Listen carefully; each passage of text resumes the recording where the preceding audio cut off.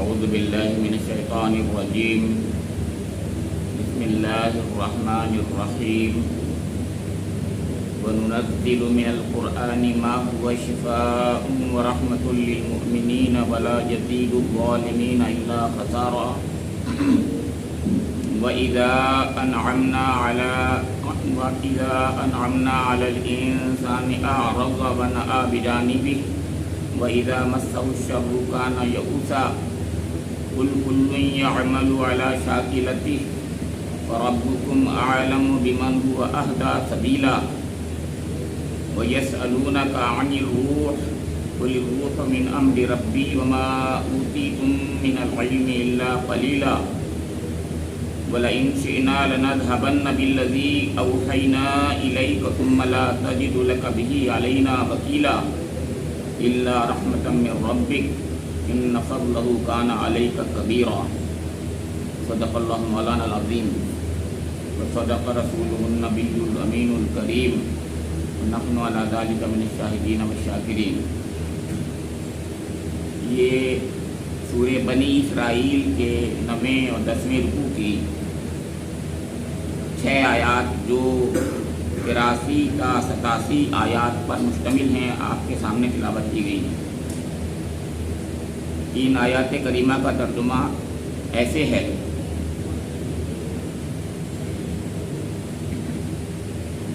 ہم اس قرآن کے سلسلہ تنزیل میں وہ کچھ نازل کر رہے ہیں جو ماننے والوں کے لیے تو شفا اور رحمت ہے، مگر ظالموں کے لیے خسارے کے سوا اور کسی چیز میں اضافہ نہیں کرتا. انسان کا حال یہ ہے کہ جب ہم اس کو نعمت عطا کرتے ہیں تو وہ اینٹتا اور پیٹھ موڑ لیتا ہے، اور جب ذرا مصیبت سے دوچار ہوتا ہے تو مایوس ہونے لگتا ہے. اے نبی صلی اللہ تعالی علیہ وآلہ وسلم، ان لوگوں سے کہہ دو کہ ہر ایک اپنے طریقے پر عمل کر رہا ہے، اب یہ تمہارا رب ہی بہتر جانتا ہے کہ سیدھی راہ پر کون ہے.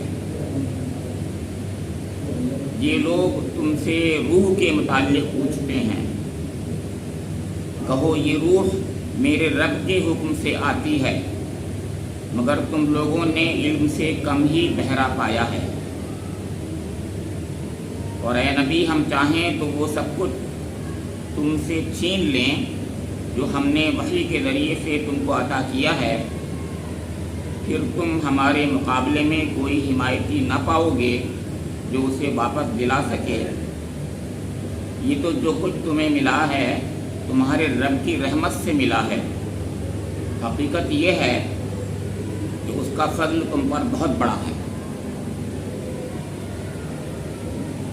سورہ بنی اسرائیل، جیسے کہ بار بار یہ بات آپ کے سامنے آ چکی ہے،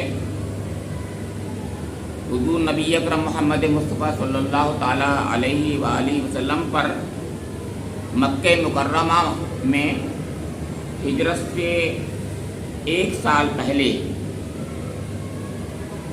نازل ہوئی ہے. زیادہ تر اس کی آیات اور خاص طور سے ابتدائی آیات. 1 سال کے بعد ہی حضور نبی اکرم کو حکم ہو گیا کہ آپ ہجرت فرمائیں، اور وہ آیات اس سے پہلے گزر چکی ہیں جہاں پر اللہ تعالیٰ نے اپنے حبیب کو دعا سکھائی ہے: قُل رَبِّ أَدْخِلْنِی مُدْخَلَ صِدْقٍ وَأَخْرِجْنِی مُخْرَجَ صِدْقٍ وَاجْعَل لِّی مِن لَّدُنکَ سُلْطَانًا نَصِیرًا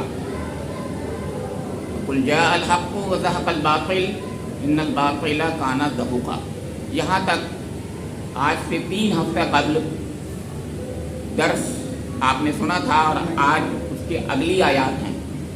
درمیان میں 2 جمعوں میں ہم نے ذوالحجہ کی مناسبت سے سورہ الحج اور سورہ الصافات پر مشتمل آیات کا درس سنا ہے.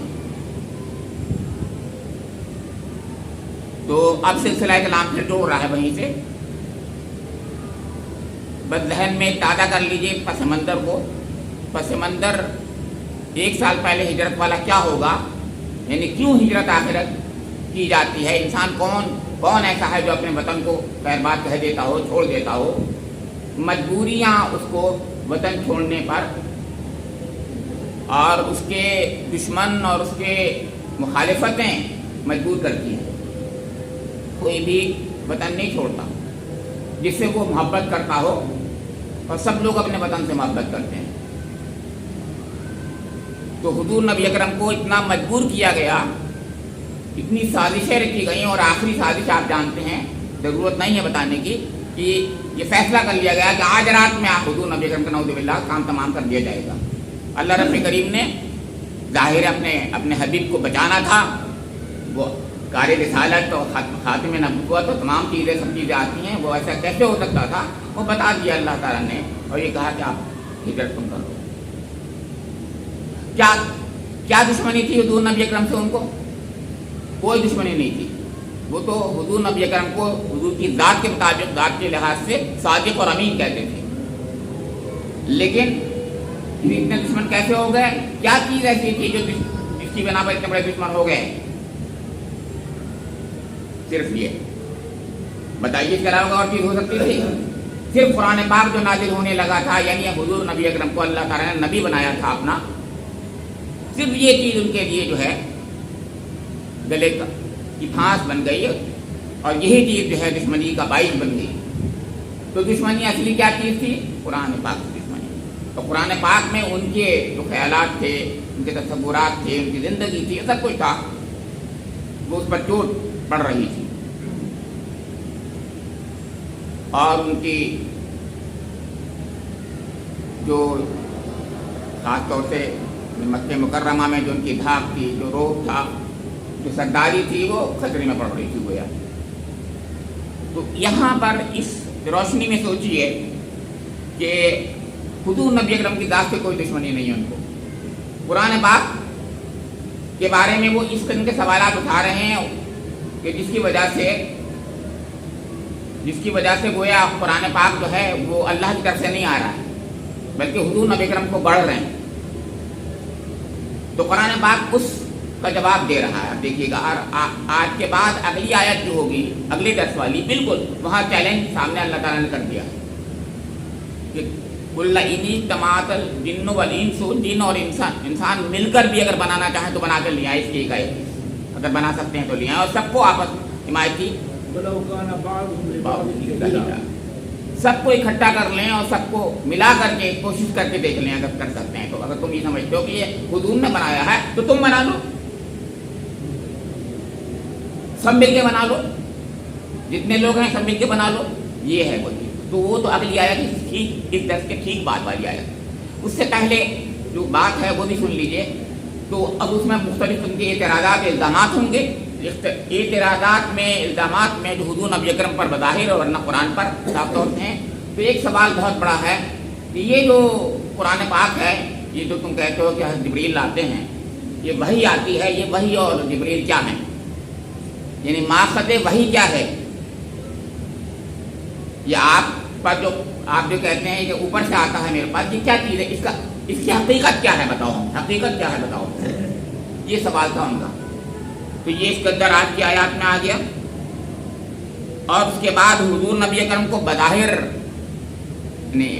حضور سے خطاب ہے، لیکن انہی سے خطاب کرتے ہوئے یہ کہا گیا ہے کہ یہ سب کچھ اللہ کے کرم سے ہے، اور حضور نبی اکرم پر ان فضلہ کان علیک کبیرہ، کہ حضور نبی اکرم کے ساتھ بہت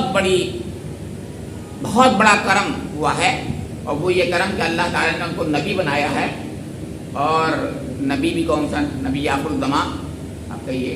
تو یہ اس وجہ سے یہ جو ہے تمام باتیں بالکل تمہیں عجوبہ لگ رہی ہیں۔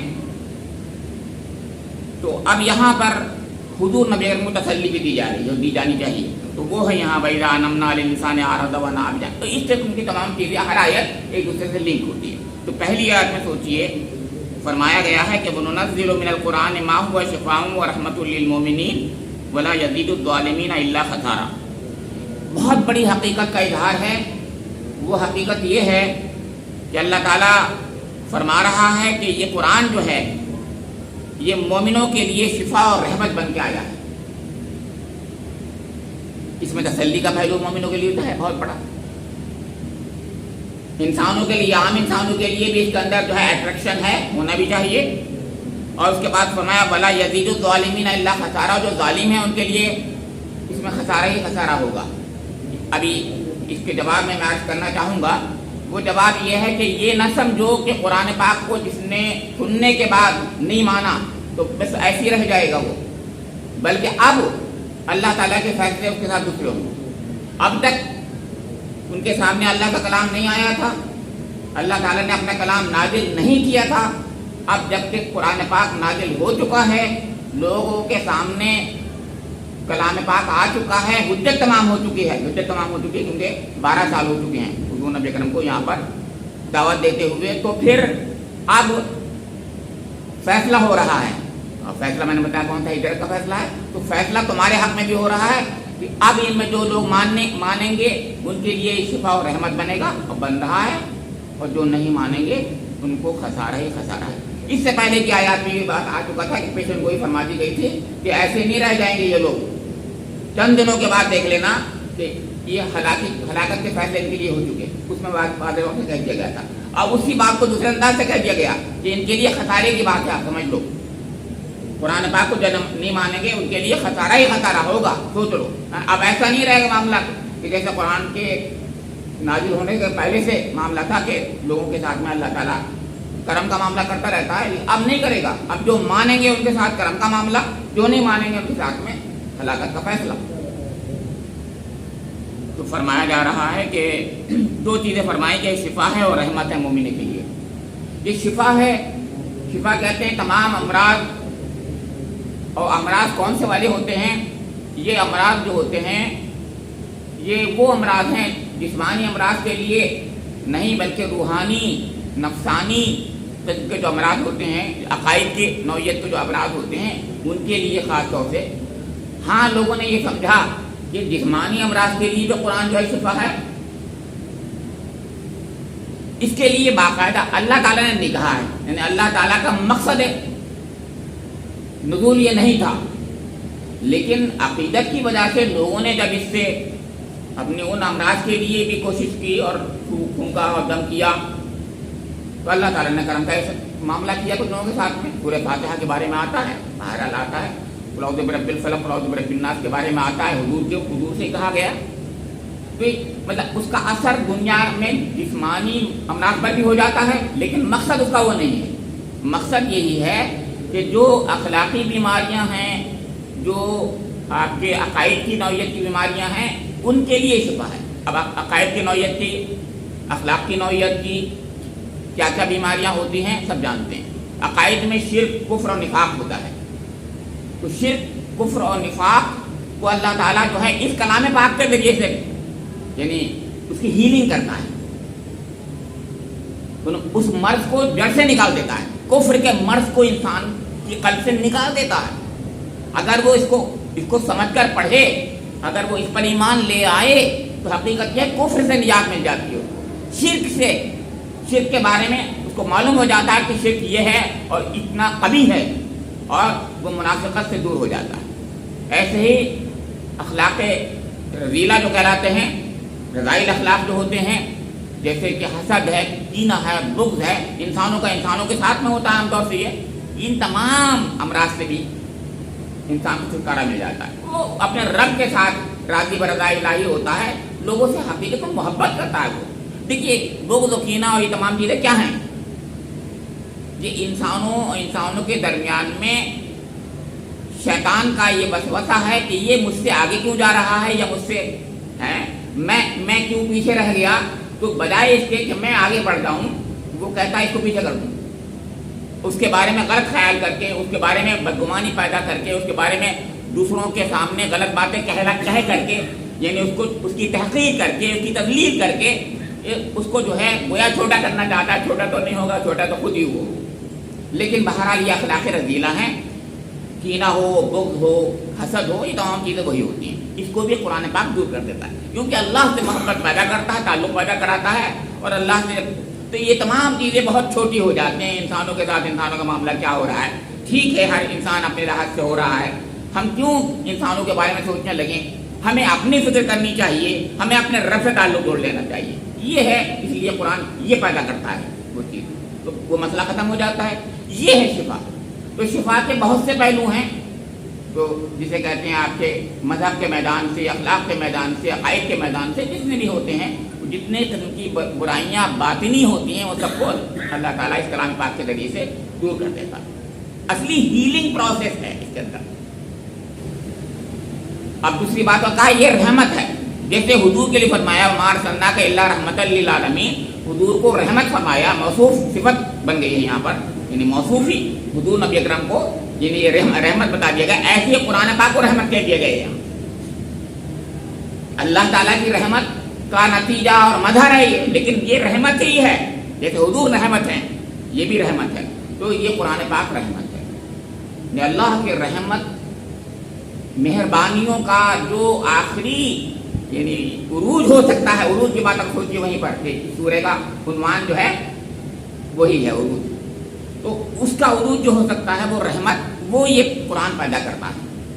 تو کہا اب اس سے ان لوگوں میں جو ماننے والے ہیں ان سے دو چیزیں پیدا ہوتی ہیں، وہ حقیقت میں اسے شفا حاصل کر لیتے ہیں، ان کی ساری بیماریاں دور ہو جاتی ہیں، یہاں تک کہ جسمانی بیماریاں بھی دور ہو جاتی ہیں. کیونکہ عقیدت کے ساتھ میں بات کریں گے تو ایک عقیدت کا معاملہ ہے وہ، تو پھر اس سے وہ بیماری بھی دور ہو جاتی ہے جس کا تعلق قرآن کا مقصد نزول نہیں ہے. لیکن اللہ تعالیٰ اپنے کرم سے وہ بھی کر دیتا ہے کہ اس کے کلام میں برکتیں ہیں، کلام کے اندر خوبیاں ہیں، کلام کے ہم کیا سمجھے کیا کیا باتیں ہوتی ہیں اس کے اندر. تو اس کے بعد لیکن جو لوگ پھر نہیں مانتے ہیں تو پھر اس کے برخلاف اتنا ہی ریئیکشن بھی ہوتا ہے. یعنی جو نہیں مانتے اسی کے لیے فرمایا کہ ولا یزید الظالمین الا خسارہ، اور اس سے ظالم جو ہیں وہ خسارہ ہی. اور ظالم کیوں ہیں؟ کیونکہ انہوں نے جانتے بوجھ کے کو نہیں مانا ہے. وہ لوگ نہیں جن تک قرآن نہیں پہنچا، ان کی بات نہیں ہو رہی ہے، بلکہ ان تک بات ہو رہی ہے جن کے سامنے قرآن پہنچا ہی نہیں بلکہ حجت تمام ہو رہی ہے ان کے ساتھ میں. اور حجت تمام کرنے والا بھی کون ہے؟ اللہ کا رسول ہے. تین باتیں میں نے بتا دی. یعنی میں اور آپ حجت تمام نہیں کر سکتے، رسول ہی کرتا ہے. اور پھر وہ وقت ہوتا ہے آدمی بار بار کہے، بہت آخر میں وہ حجت تمام کرنے والا وقت ہوتا ہے. لیکن جب حجت تمام ہو جاتی ہے جیسے یہ ہوا ہے اس وقت، کیونکہ یہ فیصلہ ہو گیا ہے اور بالکل قریبی ہجرت ہے، تو پھر اللہ تعالیٰ کا فیصلہ سامنے آ گیا کہ اب ان کے لیے ہلاکت ہے. ان اللہ یرفع بہذا الکتاب اقواما ویضع بہ آخرین. یہی ہے وہ چیز جس کو حضور نے فرمایا. اس قرآن پاک کے ماننے والوں کو اللہ تعالیٰ اوپر اٹھا دیتا ہے، بلند کر دیتا ہے، اور جو نہیں مانتے ان کو ذلیل و خوار کر دیتا ہے. ہمارے لیے بڑی بشارت ہے اس کے اندر بھائی، کہ قرآن پاک جیسی نعمت اللہ تعالیٰ نے دے دی ہے، اور یہ فیصلے اللہ تعالیٰ نے کر دیے ہیں. اب بالکل فیصلے کر دیے ہیں کہ جو مانے گا اس کو ایسا نوازا جائے گا جس کا ہم تصور نہیں کر سکتے، اور جو نہیں مانے گا اس کو ایسا ذلیل و خوار کیا جائے گا اس کا بھی ہم تصور نہیں کر سکتے. یہ ہے اس آیت کا لب لبا. اب آگے آئیے، فرمایا کہ وَإِذَا أَنْعَمْنَا عَلَى الْإِنسَانِ أَعْرَضَ وَنَأَىٰ بِجَانِبِهِ وَإِذَا مَسَّهُ الشَّرُّ كَانَ يَئُوسًا. اب اس کو اس پرسپیکٹو میں لیجئے کہ اللہ تعالیٰ کا معاملہ یہ ہے کہ جب وہ نوازتا ہے کسی کو تو بجائے اس کے کوئی کا شکر ادا کرے تو پیٹ پھیر لیتا بھول جاتا ہے، غفلت کرتا. عام انسان جو خدا سے دور ہے، غافل ہے خدا سے، وہ اس کا یہی رویہ ہوتا ہے. عام انسانوں کا رویہ یہی ہوتا ہے. اور اگر اس کے ساتھ میں کوئی مصیبت آ جائے تو بھی اللہ تعالیٰ کوئی مورد الزام ٹھہراتا ہے. وہ اللہ تعالیٰ نے میرے ساتھ ہی ایسا کیا، اوروں کے ساتھ تو نہیں کیا، مجھے غریب بنا دیا، مجھے بیمار کر دیا، مجھے یہ کر دیا. ارے بھائی تو نے دیکھا نہیں ہے یار، پوری دنیا کی دنیا جو ہے وہ بیمار پڑی ہوئی ہے. اگر تو غور سے دیکھے گا تو سارے کے سارے لوگ جو ہے کہیں نہ کہیں حاجت میں ظاہر ہے ان کی حاجتیں ہیں، ہر ایک کی حاجتیں ہیں. کون ایسا ہے جو بالکل غنی ہے، مستغنی ہے؟ وہ اللہ ہی تعالیٰ ہے غنی، تو اور کوئی نہیں ہے اس کے علاوہ. مگر انسان یہ سوچتا ہے کہ میں ہی سب سے زیادہ کمزور ہوں اس وقت، اور میرے رب نے میرے ساتھ نعوذ باللہ سب سے زیادہ برا معاملہ کیا ہے. بہت بری بات یہ ہے وہ بات. تو یہاں پر اس طرف ذکر کیا جا رہا ہے کہ انسان کے اندر یہ جو کمزرفی ہے، اس کمزرفی کو نکال کر اللہ تعالیٰ چاہتا ہے کہ اس کو اعلیٰ اخلاق کا پیکر بنا دے. اور وہ صرف یہ قرآن کرتا ہے. کیا بات کہی، سوچ کیا کہ ہم نہیں چاہیں گے کہ ہمیں اخلاق کا اعلیٰ اخلاق کا پیکر بن جائیں. क्या नहीं चाहेंगे? हर एक चाहता है, हर इंसान चाहता है कि इंसान के अंदर तो वो चीज़ है, वो तो शैतान से इसलिए बहके कि मलकैन बन जाएं और हमेशगी मिल जाए, इसलिए तो बहके थे डायरेक्ट कि तुम फरिश्ते बन जाओगे। शैतान ने, इब्लीस ने ये कह करके तो कहा था, बिल्कुल खुल्द की बात कही थी उसने। दो बातें कही थी, एक तो इमॉर्टैलिटी का मसला है और दूसरे एक चीज़ का मसला है कि वो फरिश्ते बन जाएंगे। हालांकि फरिश्तों ने उनको सजदा किया था, फिर भी भूल गए बेचारे। तो इंसान आगे बढ़ना चाहता है, उसमें गलती कर जाता है। यहाँ पर अल्लाह ताला याद दिला रहा है कि इंसान इस किस्म का है और जब उसको ज़रा सी भी इज़ा मस्सहु शर्रु काना यऊसा, ज़रा भी छू जाती है जब शर तो बात एकदम मायूस हो जाता है। जैसे मैंने भी बताया कि अरे मेरे रब ने मेरे साथ ऐसा कर दिया, बिल्कुल ऐसे कहते हैं हाथ पैर छोड़ दिए उसने, सब कुछ समझा। अब ये क्यों हुआ? ईमान न लाने की वजह से हुआ। ईमान लाने के बाद में कैसा होता, यानी उसके वो राजी बरज़ा इलाही होता, उसके अंदर बड़ी खूबियाँ होती हैं। इबादुर रहमान बन जाता वो, जिसको सूरह फुरक़ान में बताया है कि नहीं, वो उसको देख करके लोग, और वहाँ पर बन रहे थे इबादुर रहमान। यानी इस ज़माने में ऐसे थे लोग, सब उनके सामने वो अखलाक और किरदार के लोग थे, ईमान लाने वाले थे। ये कुरान पाक के इनकलाब की वजह से थे, कुरान पाक के मानने के नतीजे में। तो फरमाया कि देखो इंसान तो इतना छोटा और ओछा और कमदर्द होता है, लेकिन कुरान पाक जब उसकी ज़िंदगी में आता है तो कितना अच्छा बन जाता है। वहाँ सहाबा किराम की ज़िंदगी उनके सामने थी इबादुर रहमान की शक्ल में। तो देखो अच्छा, कुरान पाक तो उनको बाकायदा पेश कर देता है। यानी हुजूर तो हुजूर है, उनकी बात मत करो, मैं सहाबा किराम की बात कर रहा हूँ। हाँ, तुम्हारे जैसा शख्स जो है बहुत गुस्सा वाला आदमी है कि नहीं, किसी को भी छोड़ता नहीं है, लेकिन जब ईमान ले आता है तो अल्लाह के आगे सरेंडर कर देता है। जी चाहता है उसका भी कि किसी दुश्मनान इस्लाम को न छोड़ूं, मैं सबको मार डालूं, लेकिन नहीं, लेकिन अल्लाह की तरफ से, उसके रसूल की तरफ से जो हुक्म आता है उस पर आमन्ना और सद्दक़ना कहता है। अपने मिजाज को पीछे छोड़ दिया। ये है वो बात जो फरमाई जा रही है कि अब हुजूर को तसल्ली दी जा रही है यहाँ पर, कुल्लुन यामलु अला शाकिलतिही फरब्बुकुम आलमु बिमन हुवा अहदा सबीला। और न सिर्फ हुजूर नबी अकरम को बल्कि सहाबा किराम रिज़वानुल्लाहि तआला अलैहिम अजमईन को भी, कि अरे भाई ये जो लोग कुछ कर रहे हैं, जो कुछ भी कुछ कर रहे हैं, दुश्मनी निकाल रहे हैं, गुस्सा कर रहे हैं, इतराज़ कर रहे हैं और मुखालिफतें कर रहे हैं, हुजूर के लिए साजिशें कर रहे हैं, करेंगे ये तो करेंगे, तो हर एक अपने लिहाज से कर रहा है, जिनको सही समझ चालू कर रहा है। ये मतलब कहने का कुल्लुन यामलु अला शाकिलतिही, हर एक अपने अपने जो उसकी जिबिल्लत में है, जो उसके ख्यालात में है, जो उसकी नीयतों में है, जैसी तबीयत बन गई है उसकी, जैसी तबीयत और मिजाज बन गया है, वो मिजाज के लिहाज से काम करता है। अच्छा, हम भी ये देखते हैं, हमारा जो मिजाज होता है हमें वो चीज़ समझ, वही नज़र में आती है हर चीज़, हालांकि दूसरा कुछ और बात कहता होता है। हम लोग अजीब कंडीशन होते हैं, अपने मिजाज से इतने कंडीशन होते हैं, हमें समझ में भी नहीं आता, सुनाई भी वही देता होता है, वो बात करता होता है कि मुकर्रिर, मगर हमें अपनी बात समझ में आती है, हम अपनी दुनिया में गुम होते हैं। इतना असर होता है चीज़ों का, इंसान इतना ज़्यादा अपना मजबूर होता है, मजबूर मैल होता है, अपनी आदतों का असीर होता है, आदतों का असीर होता है, परेशान से वो समझ ही नहीं पा रहा। लोग अच्छे खासे से बात कर रहे हैं, हाँ मैंने आपकी बात सुन ली, नहीं सुनी उसने बात, यानी कानों से सुनी लेकिन दिमाग में नहीं पहुंची वो। ये है वो बात जो फरमाई जा रही है। फिर अगली बात फरमाई अल्लाह ताला ने कि फरब्बुकुम आलमु बिमन हुवा अहद, क्या प्यारा सा अंदाज दिया। देखिए कंक्लूजन क्या है, क्या आपका रब जो है खूब जानता है कौन सीधे रास्ते पर है।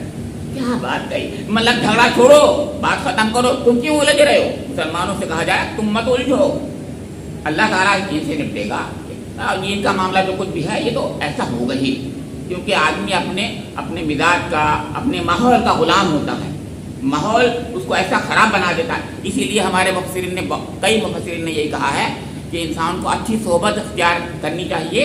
इस आयत से पता चलता है, उन्होंने कहा, और अच्छा माहौल बनाना चाहिए ताकि अच्छे लोग पैदा हों।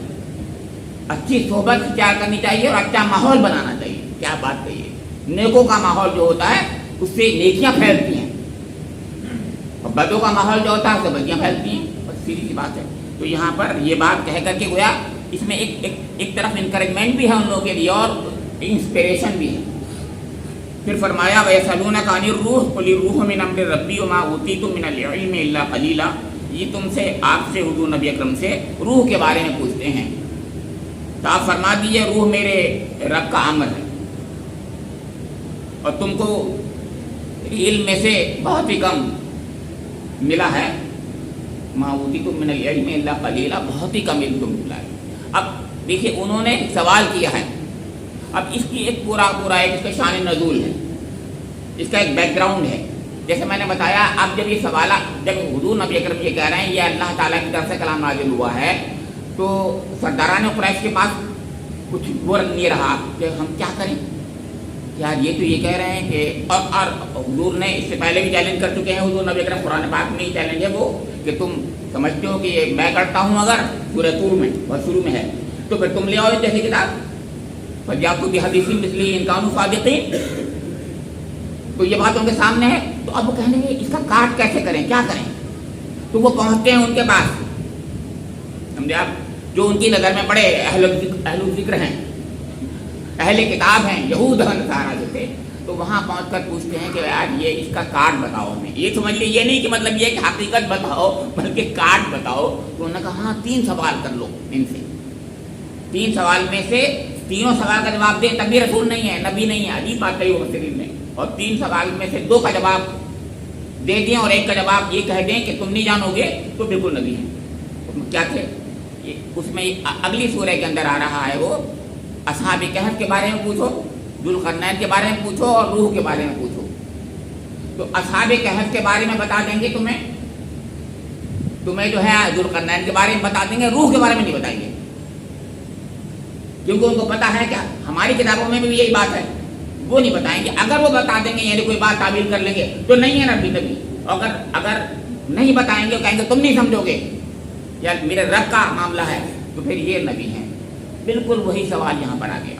तो उन्होंने भेजा था उनको बनाकर तैयार करके मुसल्लह करके, उन्होंने पूछ लिया। पीछे से पूछने वाले अहले किताब हैं, लेकिन यहाँ पर सरदारान कुरैश है। तो यसअलूनक अनिर रूह कुल रूह मिन अम्रि रब्बी, अल्लाह ताला ने बड़े प्यारे अंदाज में फरमा दिया कि आप कह दीजिए कि रूह मिन ये अम्र रब्बी है। ये रूह क्या है? अब यहाँ पर सवाल पैदा हुआ। रूह से कुछ लोगों ने मुराद लिया उस जमाने में खास तौर से, और अब तक बहुत से लोग लेते हैं कि जिसको हम जान कहते हैं, लाइफ कहते हैं, उसके बारे में पूछा था। लेकिन आगे पीछे की आयत कुरान से की तरफ जा रही है, क्योंकि आगे भी आयत कुरान की है।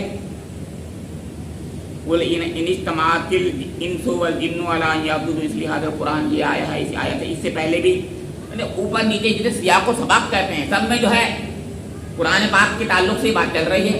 ये इसके बारे में इनको शुकूक व शुबहात हैं, जैसे मैंने भी बताया। तो फिर सवाल रूह का मतलब है वो रूह जिसको कुरान पाक वही इलाही को रूह कहता है, कुरान में है बाकायदा। सूरह शूरा में रूह है उसके कहते हैं, सूरह शूरा में जिक्र है ऐसा कि ये जो है रूह के बारे में जो है ये अल्लाह ताला की तरफ से ही है। और सूरह शूरा के अलावा एक और जगह पर भी है जी। तो ये 2 जगह पर खास तौर पर कुरान में और जगह पर जो रूह का जिक्र आता है, वो रूह जो है वो इसका मतलब यह है जिब्रील अलैहिस्सलाम है, क्योंकि हज़रत जिब्रील अलैहिस्सलाम का लक़ब ही रूहुल अमीन है, रूहुल कुदुस है। रूहुल कुदुस और रूहुल अमीन हज़रत जिब्रील का लक़ब ही है। तो फरमाया जा रहा है कि तुम उनको नहीं समझोगे, यानी जो फरिश्ता इसको लेके आता है उसको तुम नहीं समझोगे, और जिस रूह को वही इलाही को लेकर आता है उसको तुम नहीं समझोगे। ना वही इलाही की हकीकत तुम समझोगे, ना उस फरिश्ते की माहियत को समझोगे तुम जो लेके आता है। हाँ, ये बात सूरह बकरा में है कि अल्लाह वहाँ पर जो है वो ये है कि अल्लाह ताला ने हुजूर नबी अकरम के कल्ब पर वही की है और जिब्रील ने उनको वो किया है। मन काना अदुव्वन लिजिब्रीला फ़इन्नहु नज़्ज़लहु अला क़ल्बिका, ये है वो आयत। मतलब ये हुजूर नबी अकरम के कल्ब पर हज़रत जिब्रील ने वही की है। और जो दुश्मन होगा वो समझ ले, क्योंकि यहूदी उनको दुश्मन, मैंने बताया भी था, दुश्मन समझते थे। तो हज़रत जिब्रील तक को दुश्मन समझते थे, समझे फरिश्तों को भी दुश्मन बना लेते थे वो लोग। तो यहाँ पर फरमाया जा रहा है कि तुम नहीं समझोगे उसको। अब रूह के चाहे मायने ये ले लीजिए आप, जो हज़रत जिब्रील है, तो हज़रत जिब्रील की हकीकत को हम सब कौन क्या समझेगा? अगर रूह वही इलाही कुरान पाक जिसके जरिए से नाज़िल किया जा रहा है, जो कुछ है उसको समझने की हम लोग कोशिश करें छोटी सी अकल से, हमारी समझ में क्या आएगी? नहीं आएगी। अब बिल्कुल ऐसा ही है, छोटा सा बच्चा बड़ी बातों की सवाल करता है। 5वीं 6वीं 7वीं 8वीं क्लास का लड़का आइंस्टाइन की थ्योरी ऑफ रिलेटिविटी के बारे में पूछना चाहता है तो क्या बताएगा? बताइए आज। तो यही तो कहा जाएगा कि तुम नहीं समझोगे। तो ये चीज ऐसी है कि इंसान कितना ही इल्म हासिल कर ले, कितना ही अक्ल वाला हो, वो उन गैबी हक़ाइक़ और ख़ास तौर से उन मलकूती हक़ाइक़, उन हक़ाइक़ का जिसको अल्लाह ताला ख़ास तौर से कहता है तुम नहीं समझोगे, हम क्या समझ सकते हैं? तो हज़रत जिब्रील की माहियत को समझ सकता है। हज़रत जिब्रील की माहियत के बारे में क्या मैंने बताया था आपको? हज़रत कहने लगे मैं तो देखना चाहता हूँ। आपको याद होगा एक बार मैंने बताया था आपको, हुजूर ने फरमाया 600 पर थे, मैंने इस हालत में देखा उनको। मैंने कहा या रसूलल्लाह मैं भी देखना चाहता हूँ। कहने के चाचा जान आप नहीं देख पाएंगे? कि नहीं मैं देखना चाहता हूँ, मैं देखना चाहता हूँ। कई बार जब कहा मोहब्बत थी चाचा से, तो उन्होंने कहा ठीक है देखिए आ रहे हैं। तो देखा तो फौरन बेहोश हो गए, बेहोश हो गए। उसके बाद उन्होंने तौबा कर ली कि अल्लाह माफ़ करे मुझे कि मैं नहीं पूछूंगा। तो ये उनको ताब नहीं ला सकता इंसान उसकी, वो क्या चीज़ है नहीं?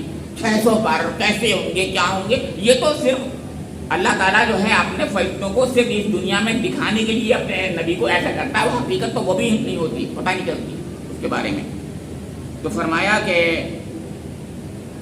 ये अम्र रब्बी, अम्र कहते हैं कमांड को। देखिए दो चीज़ें होती हैं, मैं बात छोड़ दी, वो बात यहाँ लंबी हो जाएगी। एक अम्र उमूर कमांड्स होते हैं अल्लाह के ख़ास, उनमें से अम्र है ये कि अल्लाह ताला जो है कुछ ख़ास कमांड देता है, उनको अम्र कहता है। तो यहाँ पर उसी अम्र की बात कर रहा है कि अल्लाह ताला का ख़ास इज़्न, ख़ास कमांड है वो, जिसको तुम नहीं समझोगे और तुम्हारी अकल जो है उसकी रसाई नहीं हमारे तक नहीं हो सकती। बहुत सी चीज़ें ऐसी हैं। फरमाया वलइन शिअना लनज़हबन्न बिल्लज़ी औहयना इलैका सुम्मा ला तजिदु लका बिही अलैना वकीला इल्ला रहमतन मिन रब्बिका इन्न फ़ज़लहु काना अलैका कबीरा। और आखिरी आयत जो है, यहाँ पर 2 आयत हैं, ये बज़ाहिर तो हुजूर से खिताब कर रही हैं, लेकिन खिताब उन्हीं से है। फरमाया कि देखिए कि ए नबी अकरम आप पर हमने जो वही की है, अल्लज़ी औहयना इलैका सुम्मा ला तजिदु वलइन शिअना लनज़हबन्न बिल्लज़ी, अगर ये हम आपसे छीन लें, ये वही इलाही का जो ख़ास तौर से आपको वो दिया हुआ है हमने नबूवत का के ज़रिए से सिलसिला जो कायम किया हुआ है, इस सिलसिले को हम तोड़ दें, ये मतलब है।